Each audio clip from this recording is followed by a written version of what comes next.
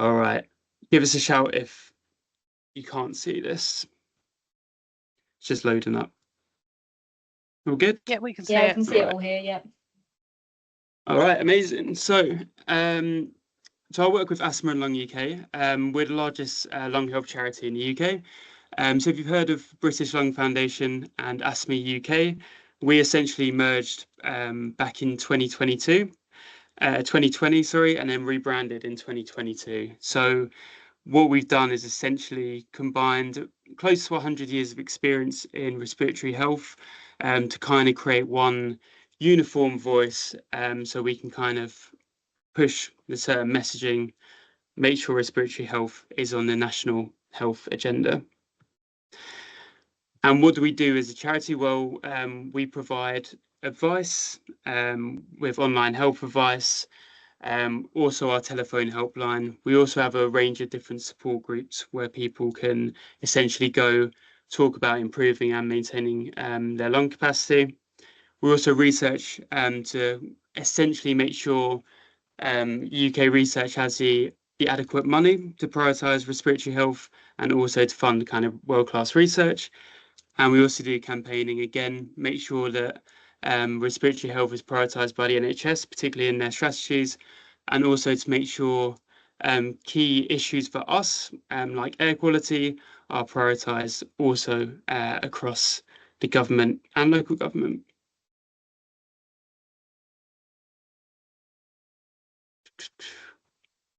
Sorry, this seems to be going a little bit AWOL. I don't want to talk too much into this because as health and safety professionals, I'm sure you'll know, but there's some really, really stark numbers in terms of just how dangerous respiratory health is and how problematic kind of workplace exposures are. So we all know that.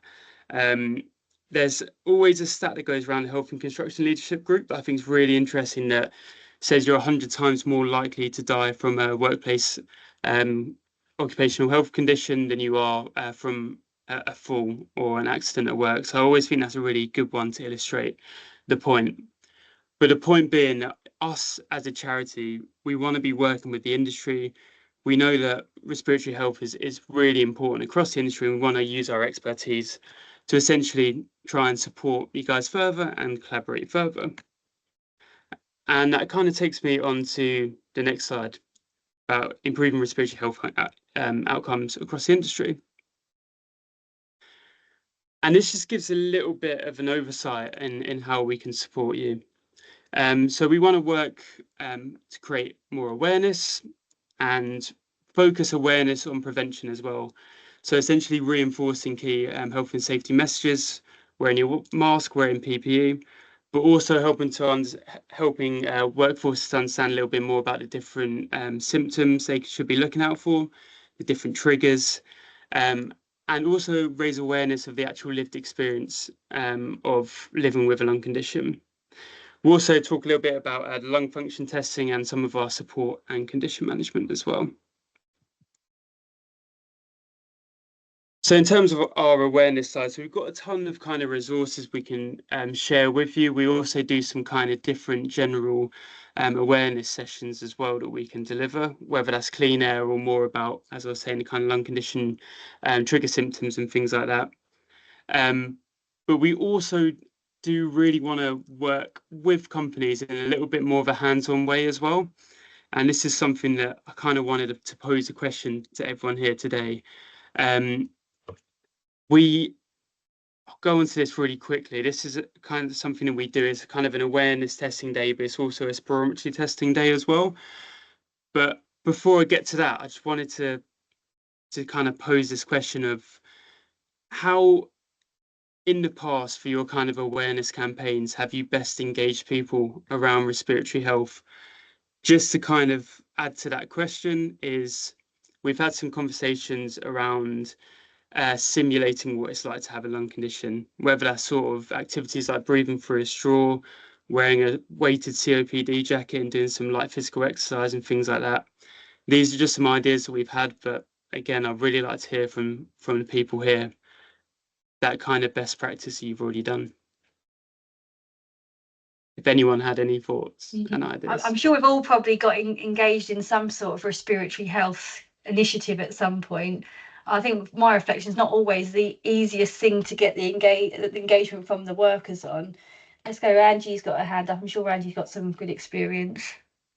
I mean, I've done various things, but I think anything that you're going to do that's going to engage them physically. So like you were saying, breathing through a straw, wearing a jacket, actually showing them physically is going to make a lot more difference instead of just standing in front of them and telling them, because they just don't take it on board in my experience. Yeah. Thanks, Angie. And Thanks, Joanna? Angie. Yeah, we've done a few of the classic straws and walking up and down, and that was quite effective. We also do toolbox talks, and I recently found a video of someone who has quite severe respiratory problems. So showing that around was kind of a big eye opener for people to think, oh wow, you know, that could be me if I don't look after my health. I think just on Joanna's point, Kester, I think one of the things I've often struggled with is you want that real person in front of the others to talk about their health, and you don't ever really see many people that are in the workplace that have got a respiratory condition that are there verbally sharing that lived experience. I know you mentioned that's part of your awareness piece, and I think there's a bit of a gap there with that. Sorry, I just saw some more hands up, but I think if some have dropped down. But hold on, Daniel, I think you were next, and it's dropped off again. I think Veronica has her hand up. Oh, yes. Sorry. Yeah. Let's go Daniel first, and then we'll come to you, Veronica. Yeah, no, I was just going to sort of reiterate what Joanna said there. I think some, not just with respiratory sort of health conditions, but across the board with other occupational health and other illnesses, I think the most engagement I've seen is when someone's there stood in front of them that has either suffered from it themselves or knows someone that has.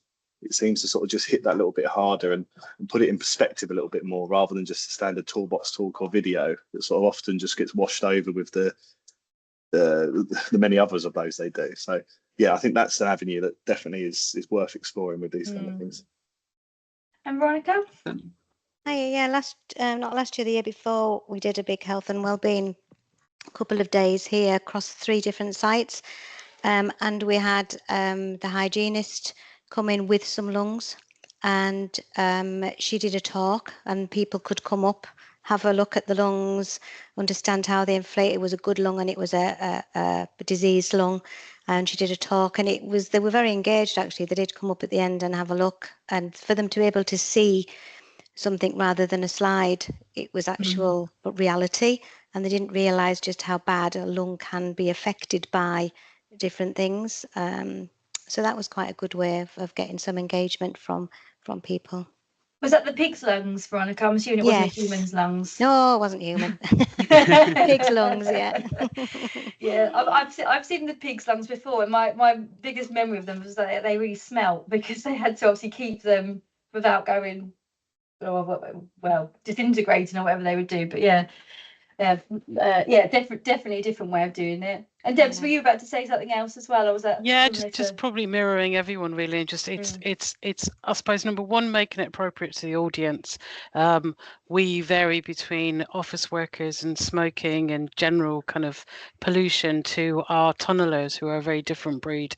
So your tunnelers who are massively exposed, to respiratory conditions. But it's the practical side. I think I agree with everybody. It's making it relevant, and if you can get, I mean, the most probably poignant one is when we got a tunneler to come in and talk about the years and years of tunneling that he'd done and now ended up with a respiratory condition. Or I think the other really poignant one that sticks out in my career was the couple who suffered with asbestosis, and the husband didn't get asbestosis, it was his wife who was shaking out his clothes.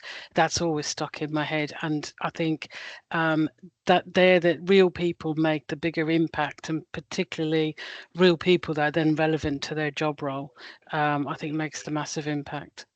Was it one of your tunnelers, Debs, that it was from a Crossrails, one of the old Crossrail tunnelers. I actually don't think he's alive now, bless him. But it just you still get people talking about it now in the tunneling industry. So it's one of those, and that I can't even remember what the couple's name was either, but they stick in your head, and that's what's always made the difference, is when you make it relevant and practical to someone, like people were saying about straws, asking people to breathe through a straw for 5 minutes while you're talking about lung conditions is brilliant at focusing people on exactly what you're talking about. So, but yeah, make it practical. I think it always works better. They remember, and real life people, if you can get them. If they, still able to come and do that stuff. Yeah. Do you have people, Kester, that do that come and talk to workplaces around their conditions?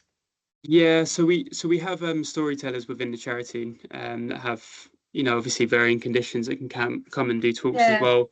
It was really, really interesting to say, actually, and Daniel as well, your point about someone coming in person was really interesting, because it was almost something we might have shied away from a little bit in our last conversations, because it's delicate. We want to talk about what the long-term impact is 30 years down the line. What other than physical health is like issues are there going to be other than physical health?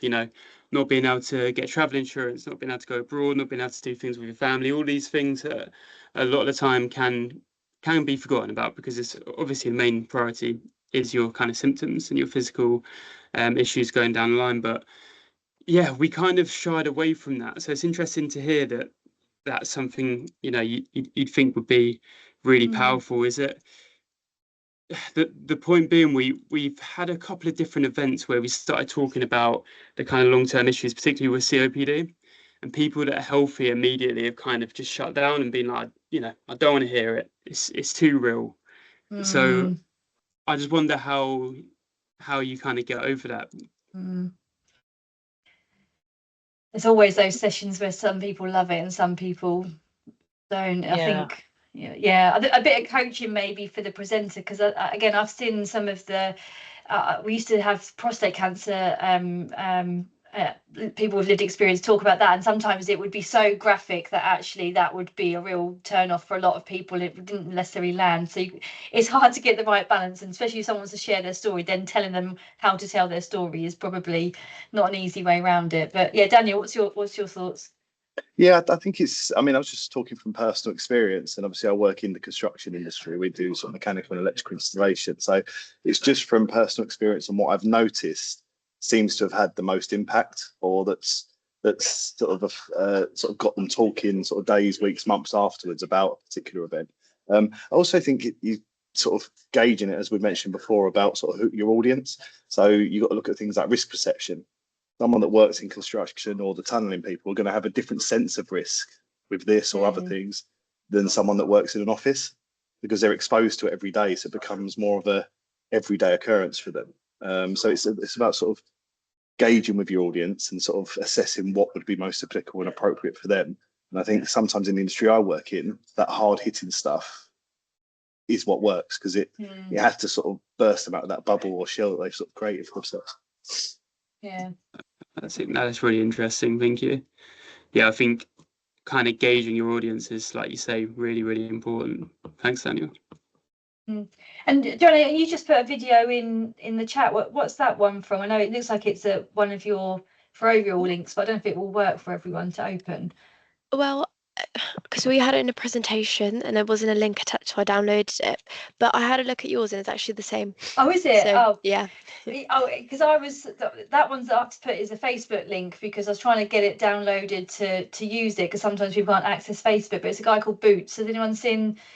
Yeah, I think there's a few nods. I know when it was publicised on LinkedIn, it got a lot of attention, because it was somebody talking about as a bricklayer and his personal experience of not really engaged in health and safety briefings. But unfortunately, he passed away after he'd done the video. So he was trying to do like a last minute plea to the industry to say you need to do more to look after yourself. But yeah, it's a really powerful video. So yeah, thanks for putting it in there, Joanna.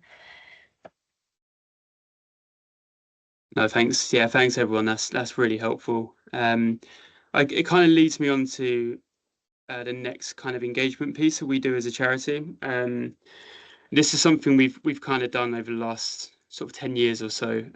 But it says lung function testing, which it is, but this is more of a kind of awareness event. And I just want to kind of say something really quickly, that this is not in any way replacing health surveillance. What we do is we bring our respiratory nurses down. We do some spirometry testing, handheld spirometry, and we essentially identify their lung capacity. So if they have a lower than average lung capacity, we essentially recommend that they should visit a GP, and we talk about the correct diagnostic pathways for them to go down. It also really importantly gives us an opportunity to introduce workers to our own support pathways, which I'll talk a little bit more about. But yeah, it's a great event that we offer. So if there's kind of anyone that wants to hear a little bit more about it, do kind of message me. I'll share my email at the end. But really what we want to do is trying to address this kind of backlog of around 1 million and trying to improve the kind of waiting times in terms of sort of COPD, IPS, occupational asthma diagnosis as well, because we know that, you know, some of it is really, really poor in terms of the waiting times. And so us as a charity, one of our kind of strategies is to really improve early diagnosis. So we see working with construction partners as such a key way to do it, and particularly with, you know, such prominence of lung conditions across the industry. With kind of previous partners, this is construction partners, just to say, we've seen about 15 to 18% of people were referred to GPs. And another thing that we are really passionate about doing this is because we know a lot of the times that people go to the GP, their symptoms really aren't taken seriously. A lot of the time will be seen as potentially a common cold or maybe flu. And a lot of the time they don't actually ask about what your occupation is as well. So there's a lot of gaps here that we hope with essentially delivering this across the industry, kind of offering these GP referral letters. They say they did a test with Asthma Lung UK. It's a really good opportunity to, kind of improve those health outcomes. And just on that case, do you charge for it? Is it a free of charge thing that you offer?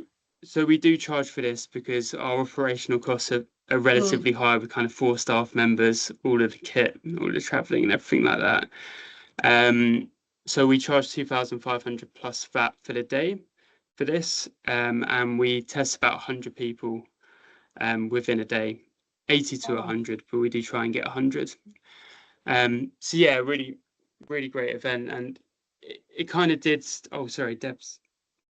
No, sorry, you keep going. I'm interested to know, do you get, so if you refer, you know, those 18%, do you get feedback from them? And the reason I ask that is obviously part of our role is to refer people, whether it's for, you know, hearing or respiratory conditions.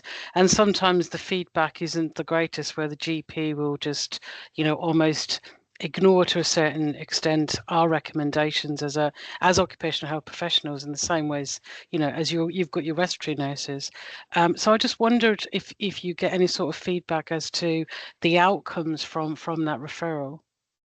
Yeah, absolutely. It's a great question. Actually, something I was going to touch on and ask a question on, actually. But yeah, we do. So we essentially we have our helpline nurses call them a couple of weeks later to see where they are in terms of their process, if they've gone to a GP. And we also do try and contact the GP as well. So it's interesting, like you say, like a lot of the time the feedback from GPs is really poor. So we do kind of do that follow-up, and that's something that we really want to do because we want them using our kind of different support pathways. But it does kind of pose another question I wanted to ask. Thanks for bringing that up. Is what we can do essentially is when we're doing this testing as well, is to give workers the opportunity to feedback to the company as well. For example, if there's if someone has a condition that's hampering their ability to do their job in some sort of capacity, we want to work with the company to make sure they get that feedback. So whether that's a survey at the end after they've done their spirometry testing, whether that's kind of like an open field where they can take notes and then kind of then share that onto the health and safety team. I was just really keen to understand a little bit more about your different methods of kind of, you know, hearing with workers' needs, how that's kind of communicated from the bottom up, sorry, and then how we could potentially as a charity kind of fit into that. So I was wondering if anyone essentially had any thoughts on that.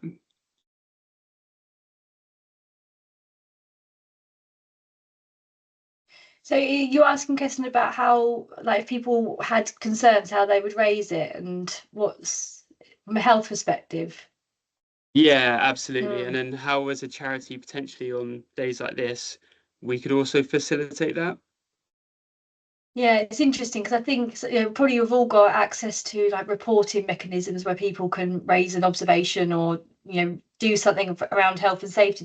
Most companies have sort of processes around that, but whether or not people would ever use it in this way to talk about specific health needs, I think it depends a lot on the organisation and that element of trust that they would have from that system. Sometimes they're a bit of a tick box, but sometimes they are really valuable. So I think it might differ quite a lot. I don't know.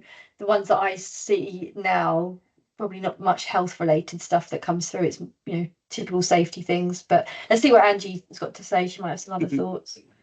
I mean, we're a principal contractor, so we hold worker and supervisor engagement meetings on every project. So the kind of things that come up are around the welfare, and I mean, they may bring up about issues with dust, and we do hear back if someone is struggling because of levels of dust and things like that. Don't know if you could fit into it, somehow that way, because they're all face-to-face meetings, those ones. We obviously take away actions and stuff.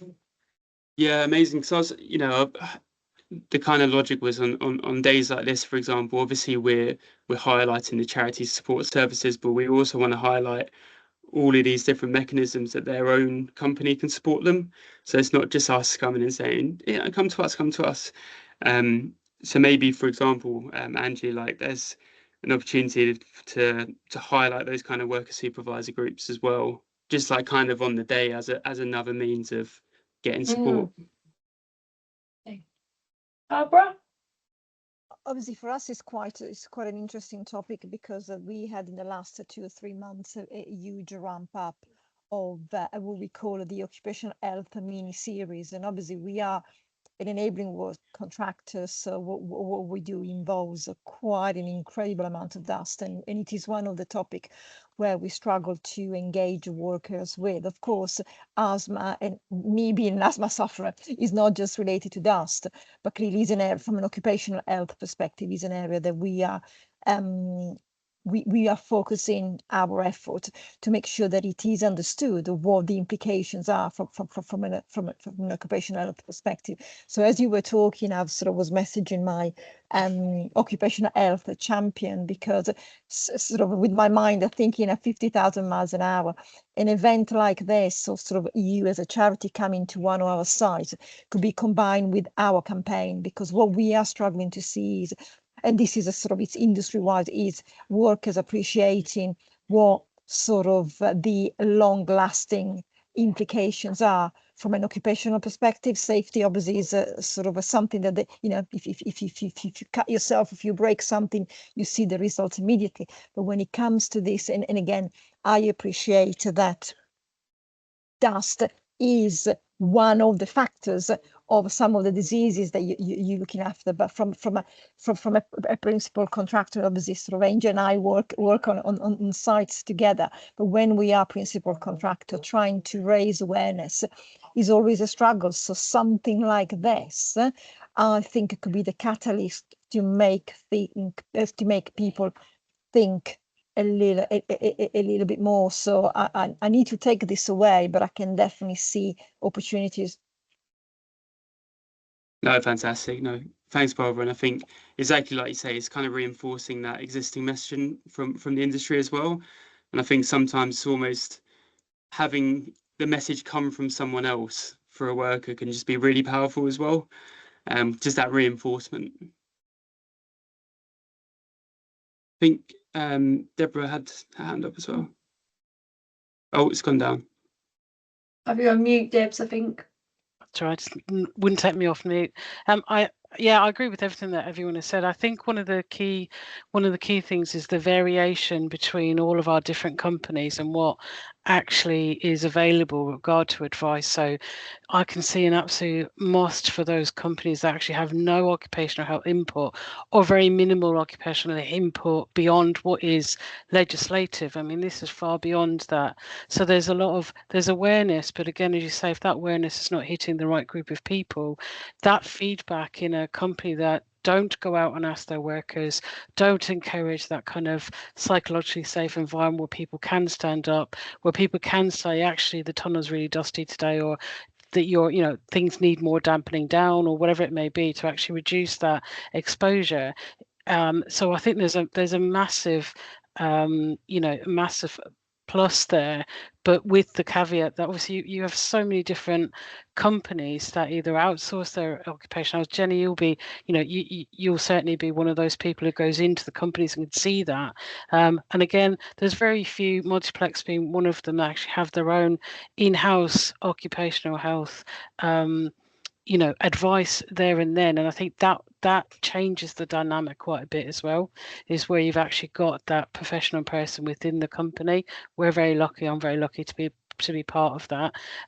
So I think when I'm looking at kind of us as a company, then our subcontractors, there's a massive variation there as to what is available for them, and the amount of communication and engagement with their workers, and you can see that then by the compliance to actually wearing PPE if they need it as that last resort, or even just speaking up to say, actually, I'm not accepting this level of dust. I don't, it shouldn't be. Why we're wearing PPE, we can actually get rid of the dust in the first place, as an example. So I think, there's a definite win there for you to actually feed back to a company, particularly those that aren't engaging with their employees. No, fantastic, thank you. And I think from what everyone's been saying, that feedback is so important, as in from the workers and understanding all these issues. Yeah, no, completely agree. Thank you. And they for might that. trust a independent. I mean, in theory, they should trust an occupational health company and they're independent. But they might even see a charitable organisation as another more safer place to share them. Yeah. There's still maybe the thoughts that OH is on the side of the employer, not necessarily always supporting employees. But good point. And I guess one of the other things that we can do is trying to kind of introduce surveys into this as well. For example, things like COPD awareness, like how aware are you as a worker of COPD? How aware are you of like certain risks? For example, can you list all the kind of occupational risks that are on this site as an example of a kind of engagement piece? I mean, is that, as health and safety professional, is that something that would be kind of useful information to then kind of direct your own strategies, or would it be a little bit too light in a way? Do you know when you say, have I ever asked any workers if they understood about COPD? You talk about it, you kind of do those sessions, but I've never really fully understood if they grasp what you're trying to explain. So I think all of these things, survey fatigue is a bit of a challenge for most organisations, but if it's done in a light touch way, I actually think that's, again, giving more data and insights to the gaps in knowledge and what people, what people actually do know. No one else thinks. But as you say as well, Jenny, if it's a case of people they know within the company, and that can be occupational health, you're absolutely right, going out asking the question and they're just nodding because they think that's the right answer.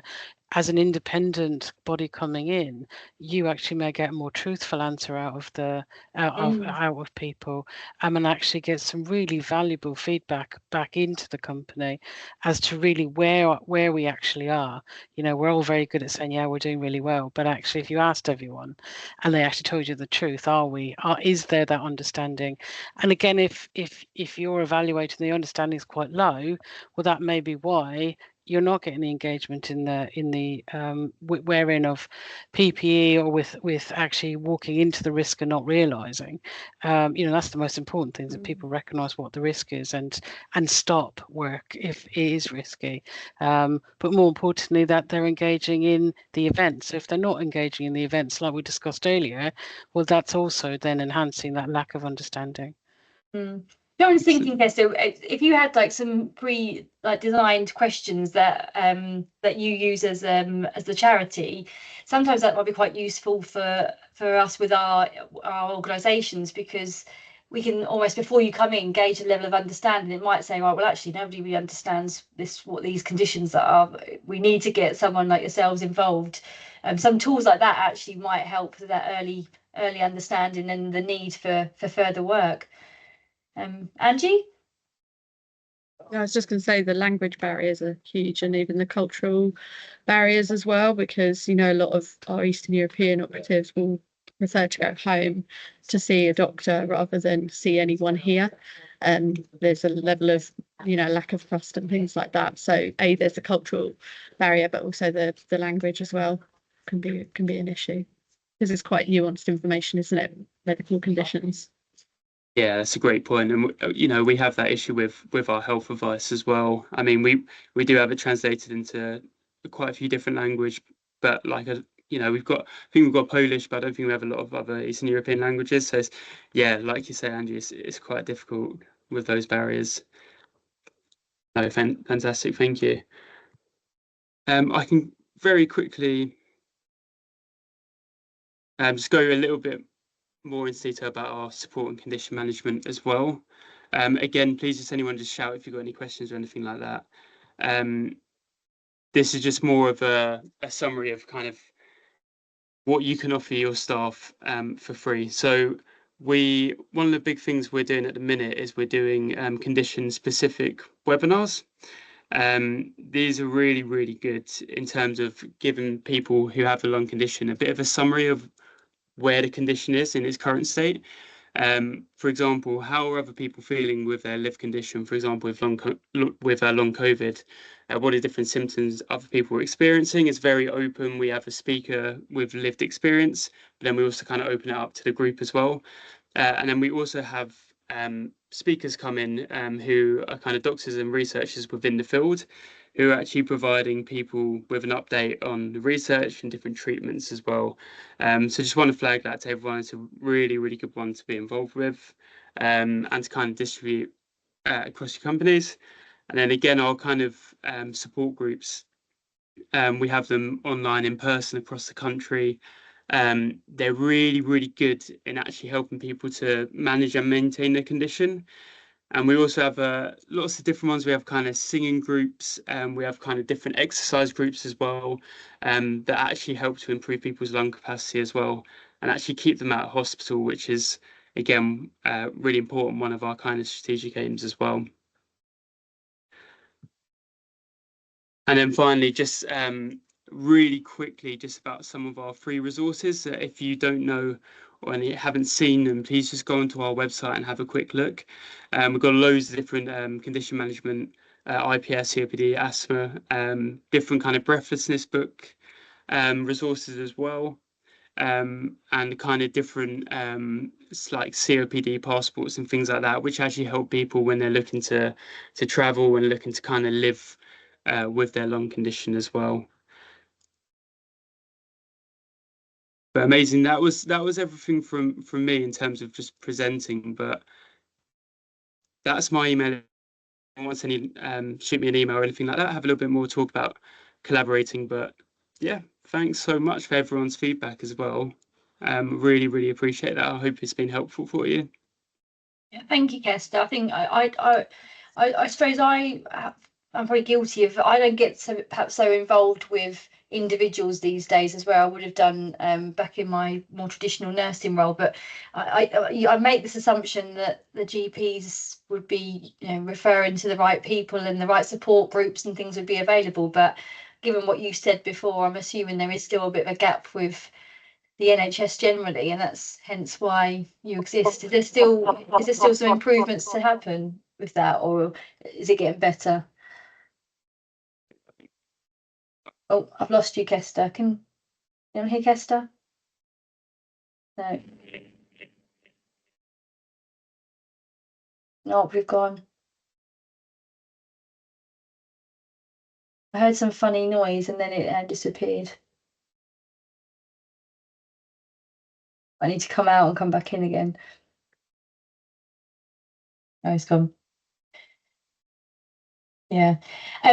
Yeah, I don't know what's I mean, I'm just thinking for the clinical people on the call, what's your, are you still seeing those big gaps with the NHS with respiratory conditions?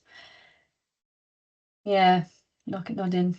it's the wait times, isn't it? The long wait times for follow-up and treatment, and or even reviewing treatments as well. I think there's a long. I think even annual kind of asthma reviews. I mean, personally, I contacted my GP to get an asthma review because the guidelines have changed for asthma management, and they told me it'd be on the phone. Really?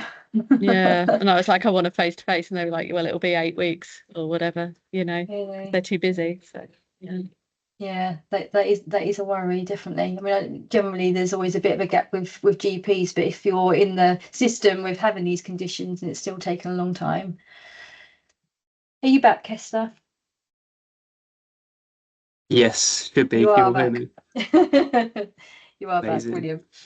Thanks, Jenny. Yeah, no, I think it's a really good point in terms of GPs. I think there's still quite a lot of, I guess, illiteracy around lung health, even in the NHS, and there's definitely gaps in terms of signposting to our services. I mean, just to give an example, even a contact I was speaking to, she's one of our volunteers at Asthma Lung UK, and she was doing a talk essentially about lived experience to 4 different pulmonary fibrosis groups in Sussex. And none of the groups had heard of us as a charity, which was really, really surprising considering they live with a lung condition. So, you know, for us, it's really important to kind of collaborate and get our services and the kind of messaging out there, as well as obviously, you know, working to improve health outcomes as well. So there's definitely a gap. It's definitely a gap. We're kind of working as a charity to raise more awareness across healthcare professionals as well. But again, it really just takes a lot of collaboration across the industry as well. Brilliant. I know I don't like to say the C word, but long COVID, is that a big part of what you're as a charity that you're still supporting? I know it's still think it's a long time ago, but there's still lots of people being impacted by it. Yeah, absolutely. I mean, we've got our kind of long COVID support group that's happening quarterly now. I said we had one of the leading doctors, I can't remember, I think it's, who was it? Can't remember her name actually now. But we had one of the leading researchers who was talking about essentially the long-term risks still with long COVID in terms of particularly sort of disability and lack of mobility and lack of being able to work as 3 really key issues ongoing. But yeah, it's one that we still get a lot of calls about. Our kind of top conditions still are asthma and COPD. Really, really massive. And again, we see quite a lot of well, not a lot of calls, but a lot more concern about silicosis as well. It's something that I'm sure across the industry everyone's talking about a lot. We do have sort of close ties with HSE. We recently had a meeting with them about their recent guidance. So I think it was, does anyone correct me, but I think it was last September they released new guidance on silicosis. So we're there in kind of an advisory role. But is that about the X-rays and things, about how to diagnose them and how to monitor employees? Was there something more about that? And Angie probably knows, she's got her hand up. Yeah. Go on, finish off, Kester, sorry. Angie, please. No, I was just going to say, any clinicians on the call, you can refer directly to the Lungs at Work people at Brompton.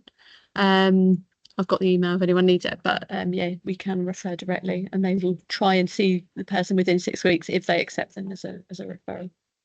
And does that have to come from an occupational health professional? Has to come from a healthcare professional. Yeah. Okay, that's good. And just make sure you've got some really good detail in there with them, so they've got everything that will make them accept the person quicker, if that makes sense. Right. So as in the lung function testing results, etc.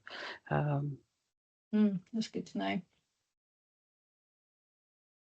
Yeah, if there's I'm not sure, Jenny, just how the group works as well, but as a charity, we're obviously really open for information sharing. So, you know, this meeting with HSE that the policy team had yesterday, I'll get some notes sent over, and I can kind of disperse that across the group if that's kind of how this operates as well, because obviously sharing best practice is just the most important thing at the end of the day.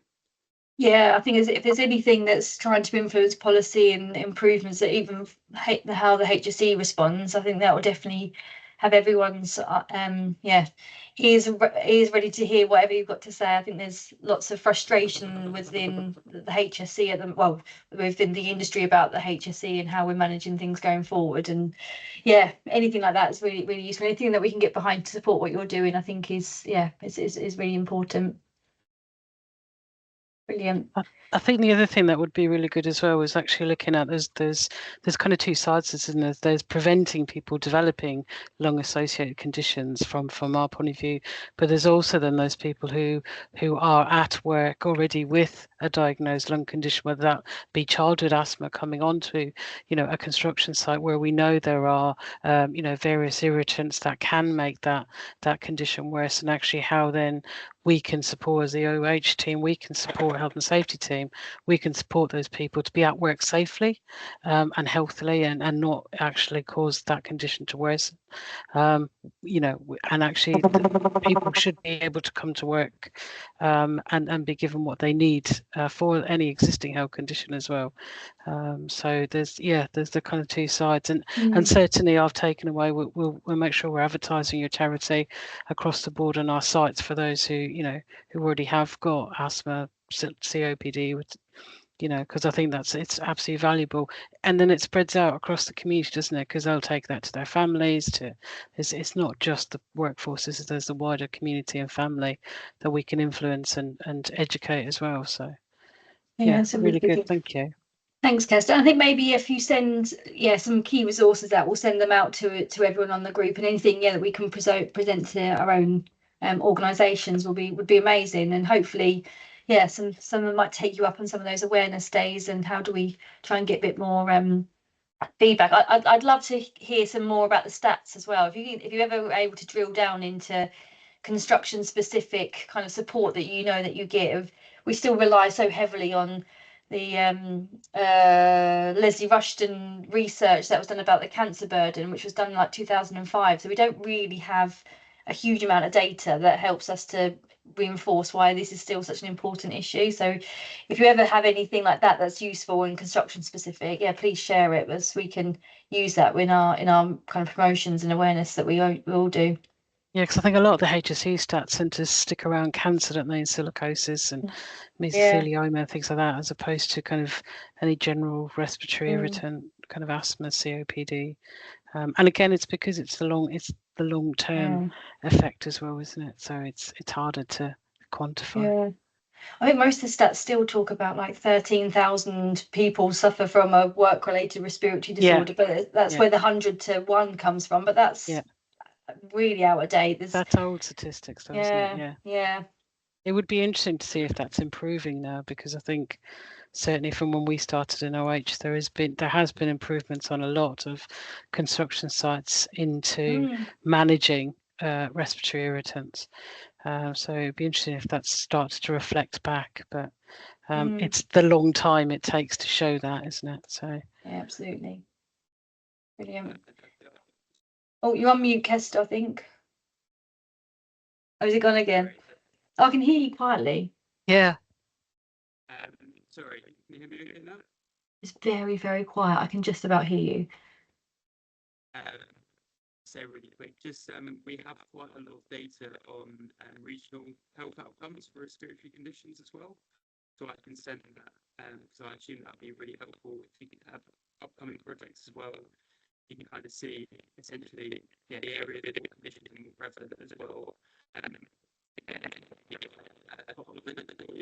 But it also might be quite good insight. I think we just made out that you're going to send us some region-specific health outcomes, so that's brilliant.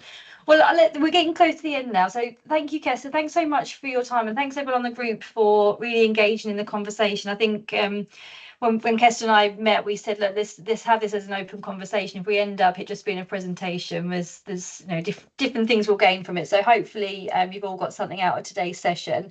Has anyone got any more final questions or anything from? No? Okay, brilliant. Right, well, I'll send any materials that Kester sends out to everyone. Kester sent his email, but I'm sure you'll be able to find him anyway quite easily on LinkedIn. And thanks again, Kester. I really appreciate your time, and you're always welcome back if you want to connect with the group, or if there's anything else that you want to share, feel free to always reach out. Thank you very much. Brilliant. Thanks everyone. Thanks so Thank much. you. for Thanks, listening. Jenny. Good Thank you, week. Thank you very much. Bye. Bye. Bye. Have a good day.